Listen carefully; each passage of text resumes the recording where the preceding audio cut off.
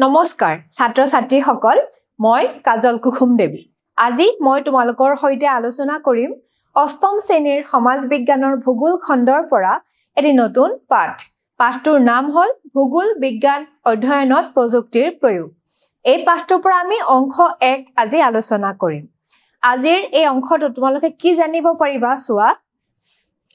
ভূগোল বিজ্ঞান অধ্যয়নত মানচিত্ৰ আৰু আধুনিক প্ৰযুক্তিৰ ব্যৱহাৰ সম্পৰ্কে ভূগোল বিষয়টো অধ্যয়ন কৰোতে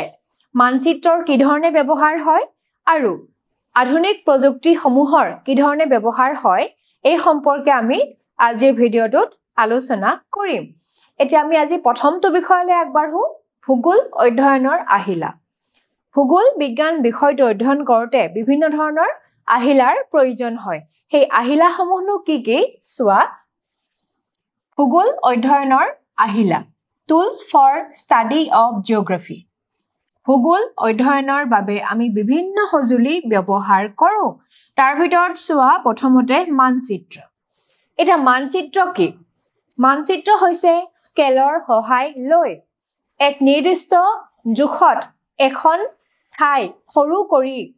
কাগজত অংকন কৰা যি ছবি তাকেই কোৱা হয় মানচিত্ৰ বুলি দ্বিতীয়তে চোৱা আৰ্হি চিত্ৰ তে আৰ্হি চিত্ৰ মানেনো কি আৰ্হি চিত্ৰ হৈছে এখন ঠাইৰ অৱস্থান দেখুৱাই স্কেলৰ সহায় নোলোৱাকৈ যি চিত্ৰ অংকন কৰা হয় তাকে কোৱা হয় আৰ্হি চিত্ৰ তৃতীয়তে চোৱা কম্পাছ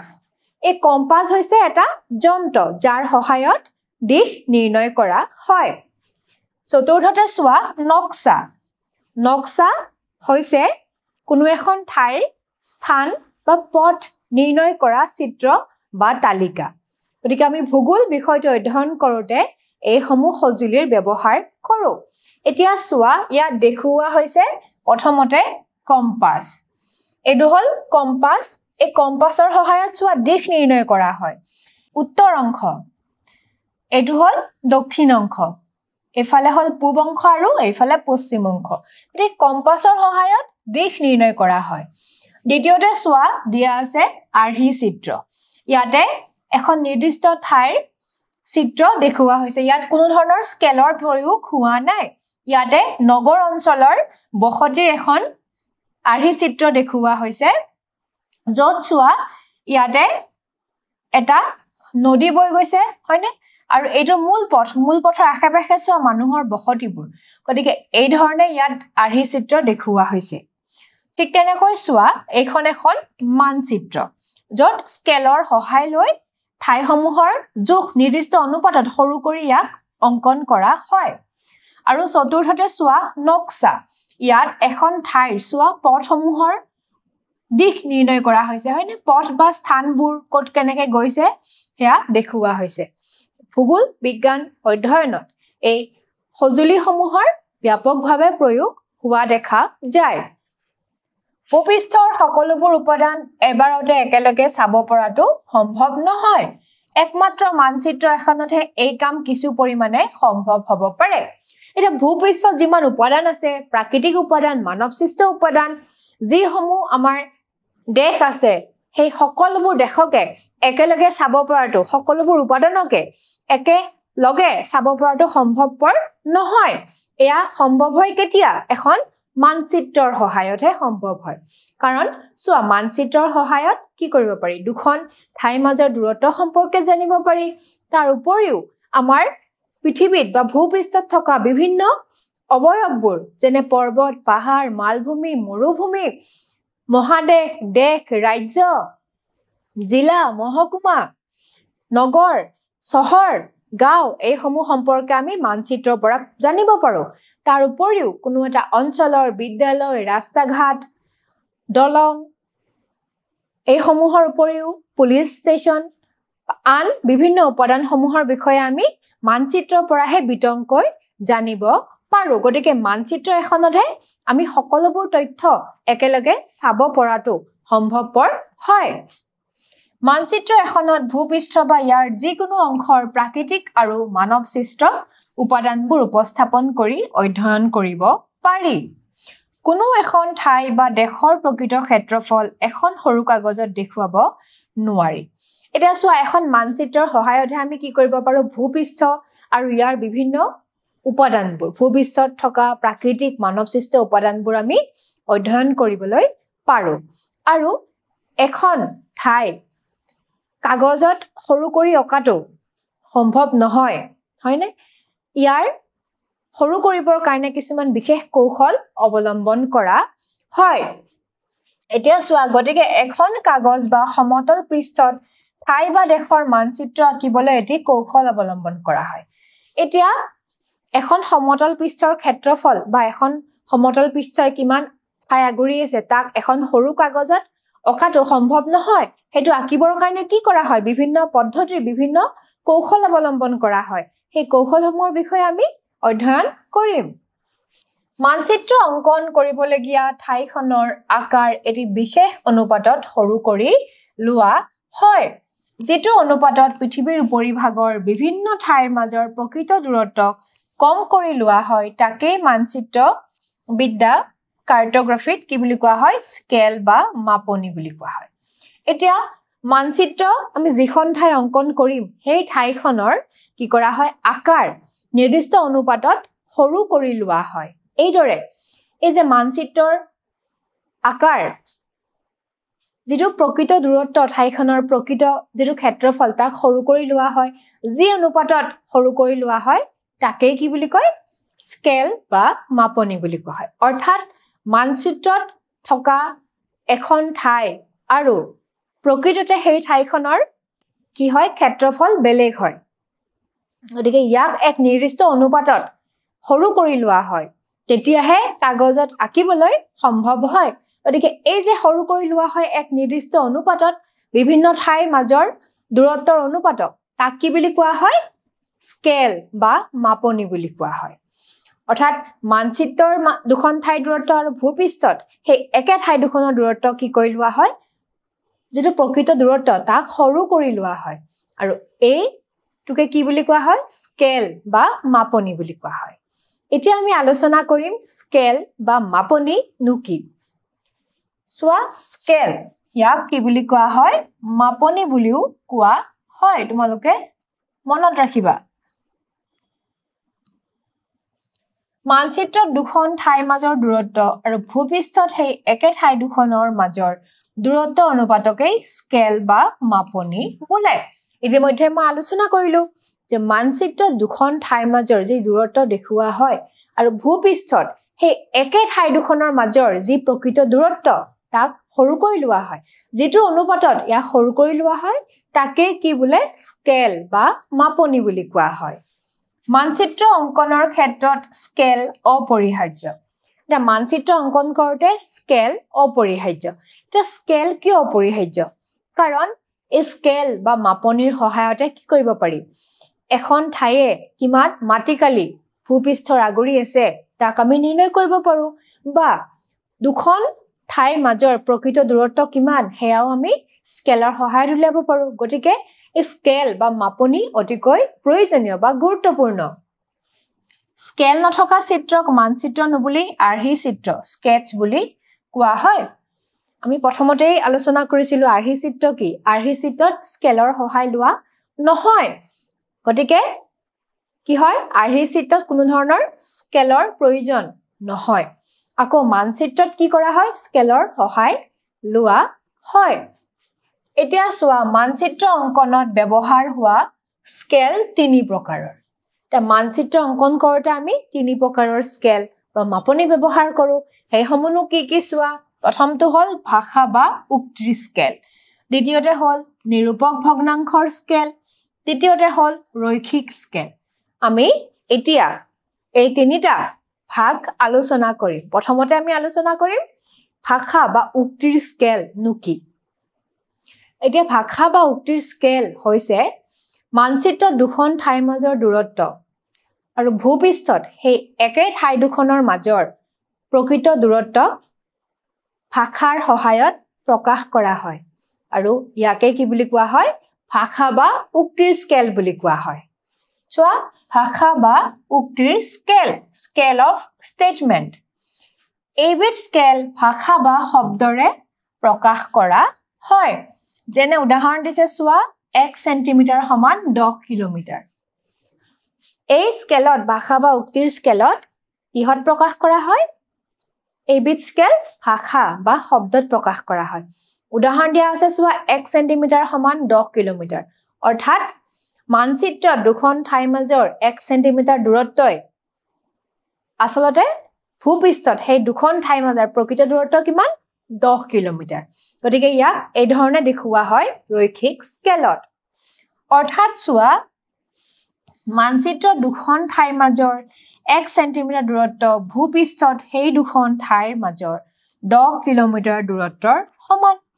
গতিকে মানচিত্ৰত যি 1 সেন্টিমিটাৰ দূৰত্ব তাৰ অৰ্থটো এয়াই যে প্ৰকৃততে ভূপৃষ্ঠত সেই দূৰত্ব কিমান 10 কিলোমিটাৰ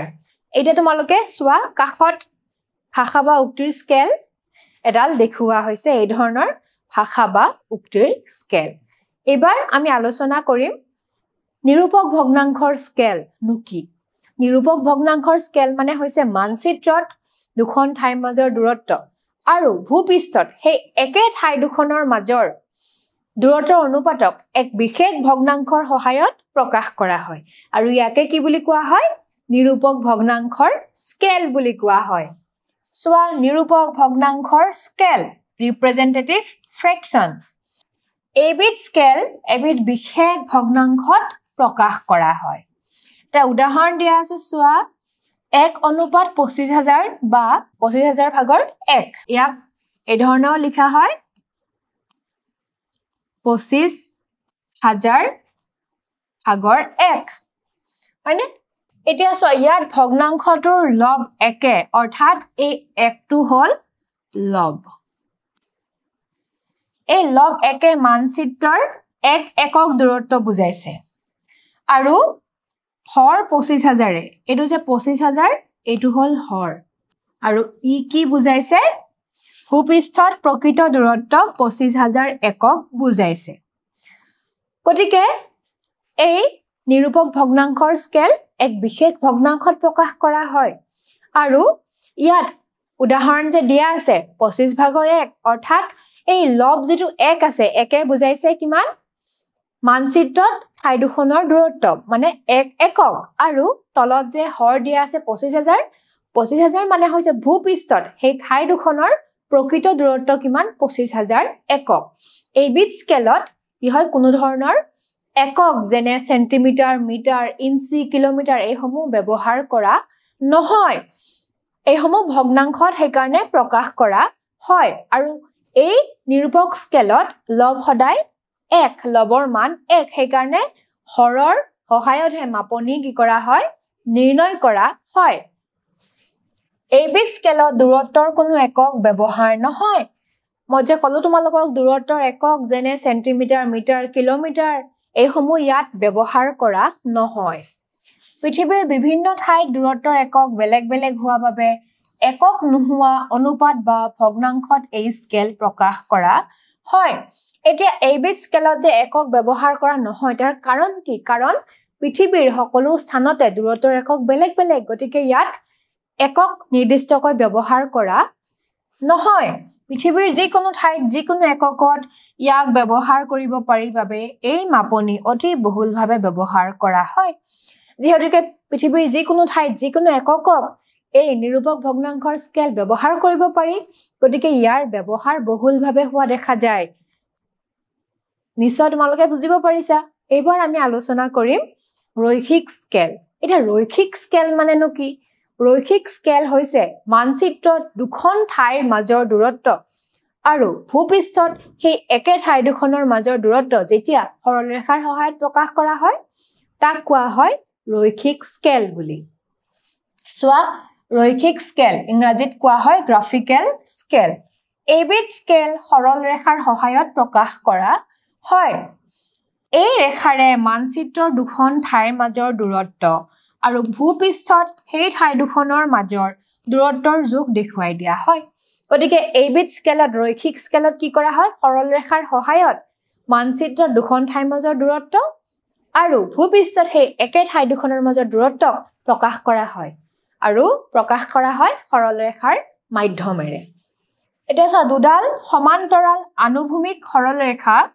ওচৰা ওচৰিকৈ টানি ৰেখা দুডালক সেন্টিমিটাৰত ভাগ কৰি দাগ কাটি দিয়া হয় আৰু এই স্কেলত কি কৰা হয় দুডাল সমান্তৰাল আনুভূমিক ৰেখাক তোমালোকে জানা সৰল ৰেখা মানে কি ইয়াত কি কৰা হয় ওচৰা ওচৰিকৈ টানি তাক সেন্টিমিটাৰত দাগ দি লোৱা হয় তোমালোকে চোৱা এডাল ইয়াত দেখুওৱা হৈছে ৰৈখিক স্কেল ইয়াত চোৱা ইয়াৰে এটা এটা ভাগে কি বুজাইছে 1 সেন্টিমিটাৰ বুজাইছে প্ৰতিটো ভাগেই সেন্টিমিটাৰ বুজাইছে সৰল ৰেখাডালৰ একেবাৰে বাওফালৰ ভাগটোৰ আৰম্ভণিতে শূন্য ধৰি বাওফালৰ 1 সেন্টিমিটাৰ অংশটোক মিলিমিটাৰত ভাগ কৰা হয় এতিয়া চোৱা এই যে একেবাৰে বাওফালৰ ভাগটো দেখিছা শূন্যৰ পৰা 5 লৈকে দেখিছানে এই ভাগটোত চোৱা ইয়াতে 5টা ভাগত ভাগ কৰা হৈছে হয়নে আৰু এই 5টা ভাগ এই 1 সেন্টিমিটাৰৰ এই যে 5টা ভাগ কৰা হৈছে এই এটা এটা অংশ কিহত ভাগ কৰা হৈছে মিলিমিটাৰত ভাগ কৰা হৈছে ইয়াৰে এটা ভাগ কিমান আছিল 1 সেন্টিমিটাৰ আৰু 1 সেন্টিমিটাৰৰ 5টা ভাগত ভাগ কৰা হৈছে এটা ভাগে 1 মিলিমিটাৰ দেখুৱাইছে এই স্কেলত চোৱা মিলিমিটাৰ বা সেন্টিমিটাৰৰ ভাগ একোটাকৈ ভূপৃষ্ঠত যি দূৰত্ব বুজায় তাক লিখি দিয়া হয় গতিকে এই স্কেলত মিলিমিটাৰ বা সেন্টিমিটাৰৰ ভাগ একোটাই ভূপৃষ্ঠত কিমান দূৰত্ব বুজায় তাক কি কৰা হয় লিখি দিয়া হয় এতিয়া চোৱা এই স্কেলডালৰ ক্ষেত্ৰত 1 সেন্টিমিটাৰ দৈৰ্ঘ্যৰ একোটা মুখ্য ভাগে ভূপৃষ্ঠৰ 5 কিলোমিটাৰ দূৰত্বক বুজাইছে অৰ্থাৎ চোৱা এই যে স্কেলডাল এই স্কেলডালৰ যি 1 সেন্টিমিটাৰ ভাগ আমি ইতিমধ্যে আলোচনা কৰিছিলো হয়নে প্ৰতিটো ভাগতে 1 সেন্টিমিটাৰকে আছে এই 1 সেন্টিমিটাৰ ভাগে ভূপৃষ্ঠৰ কিমান দূৰত্ব বুজাইছে 5 কিলোমিটাৰ দূৰত্ব বুজাইছে আৰু একেবাৰে বাওফালৰ একোটা গৌণ ভাগে 1 কিলোমিটাৰ দূৰত্বক বুজাইছে আৰু বাওফালৰ এই যে ভাগবোৰ মিলিমিটাৰত কৰা হৈছিল আমি পাইছিলো ইয়াৰে প্ৰতিটো ভাগে কিমান বুজাইছে 1 কিলোমিটাৰকৈ এটা ভাগত কিমান আছে 1 কিলোমিটাৰকৈ আছে গতিকে মুঠ কেইটা ভাগ আছে 5টা ভাগ হয়নে গতিকে ইয়াত টোটাল কিমান আছে মুঠ 5 কিলোমিটাৰ আছে গতিকে এই ধৰণে কি কৰা হয় ৰৈখিক স্কেলত একোটা মুখ্য ভাগে অৰ্থাৎ এই মুখ্য এটা ভাগে 1 সেন্টিমিটাৰ এটা ভাগে 5 কিলোমিটাৰ বুজায় আৰু একেবাৰে বাওপিনৰ অৰ্থাৎ এই যে বাওপিনৰ একোটা গৌণ ভাগ মানে এই যে ভিতৰত আছে এই সৰু সৰু ভাগবোৰ এই ইয়াৰে এটা ভাগে কিমান বুজাইছে 1 কিলোমিটাৰ দূৰত্ব বুজাইছে এতিয়া চোৱা মানচিত্ৰত দেখুওৱা বিষয়বস্তু বা তথ্য অনুসৰি বিভিন্ন ধৰণৰ মানচিত্ৰ অংকন কৰা হয় এতিয়া মানচিত্ৰত যি বিষয়বস্তুৰ ওপৰত নিৰ্ভৰ কৰি কি কৰা হয় বিভিন্ন ধৰণৰ মানচিত্ৰ অংকন কৰা হয় অৰ্থাৎ চোৱা উদাহৰণ দিয়া আছে ইয়াতে ভূপৃষ্ঠৰ প্ৰাকৃতিক অৱয়ব আদি দেখুৱাবলৈ প্ৰাকৃতিক মানচিত্ৰ বতৰ আৰু জলবায়ু তথ্য দেখুওৱা মানচিত্ৰ বিভিন্ন আৰ্থ সামাজিক তথ্য উপস্থাপন কৰা মানচিত্ৰ ইত্যাদি বিষয়বস্তু অনুসাৰে কি হয় মানচিত্ৰসমূহ বিভিন্ন ভাগত ভাগ কৰা হয় কিছুমান মানচিত্ৰই বিভিন্ন ধৰণৰ আৰ্থ সামাজিক দিশ দেখুৱায় সেইসমূহ হ'ল আৰ্থ সামাজিক মানচিত্ৰ আকৌ কিছুমান মানচিত্ৰৰ সহায়ত বতৰ জলবায়ুৰ দেখুওৱা হয় সেইসমূহ হ'ল বতৰ জলবায়ুৰ মানচিত্ৰ আকৌ আন কিছুমান মানচিত্ৰৰ সহায়ত প্ৰাকৃতিক অৱয়ববোৰ দেখুওৱা হয় গতিকে এই ধৰণে মানচিত্ৰ বিষয়বস্তু অনুসৰি কি কৰা হয় ভাগ কৰা হয় এতিয়া আজি মই তোমালোকক যিখিনি বুজালো ভূগোল অধ্যয়নত ব্যৱহাৰ হোৱা বিভিন্ন আহিলা আৰু বিভিন্ন প্ৰকাৰৰ স্কেলৰ বিষয়ে তাৰ ওপৰত ভিত্তি কৰি মূল্যায়নলৈ আগবাঢ়ো প্ৰথম প্ৰশ্নটো চোৱা স্কেল বা মাপনি কেই প্ৰকাৰৰ এতিয়া আমি পাইছিলো স্কেল বা মাপনি কেই প্ৰকাৰৰ আছিলে 3 প্ৰকাৰৰ আছিলে তোমালোকৰ নিশ্চয় মনত আছে কি প্ৰকাৰ আছিলে প্ৰথমটো আছিল ভাষা বা উক্তিৰ স্কেল দ্বিতীয়টো আছিল নিৰূপক ভগ্নাংশৰ স্কেল আৰু তৃতীয়টো আছিল ৰৈখিক স্কেল এবাৰ তোমালোকে দ্বিতীয় প্ৰশ্নটো চোৱা ভূগোল অধ্যয়নৰ ক্ষেত্ৰত ব্যৱহাৰ হোৱা এবিধ আহিলাৰ নাম আমি এই ভিডিঅটোত 4 বিধ আহিলাৰ বিষয়ে আলোচনা কৰিছিলো তাৰ পৰা এবিধ আহিলাৰ নাম লিখিব লাগে আমি কি লিখিম মানচিত্ৰ তাৰ উপৰিও আমি পাইছিলো আৰ্হি চিত্ৰ কম্পাস নক্সা আদি এবাৰ তোমালোকে তৃতীয় প্ৰশ্নটো চোৱা ভাষা বা উক্তিৰ স্কেলক ভাষা বা শব্দৰে প্ৰকাশ কৰা হয় হয়নে আমি প্ৰথমতেই পাইছিলো ভাষা বা উক্তিৰ স্কেলক ভাষা বা শব্দৰে প্ৰকাশ কৰা হয় গতিকে এইটো কি হ'ব শুদ্ধ হ'ব আজিৰ ভিডিঅ'টোৰ পৰা তোমালোক নিশ্চয় উপকৃত হ'বা পৰৱৰ্তী ভিডিঅ'ত পুনৰ লগ পাম আজিলৈ ইমানেই ধন্যবাদ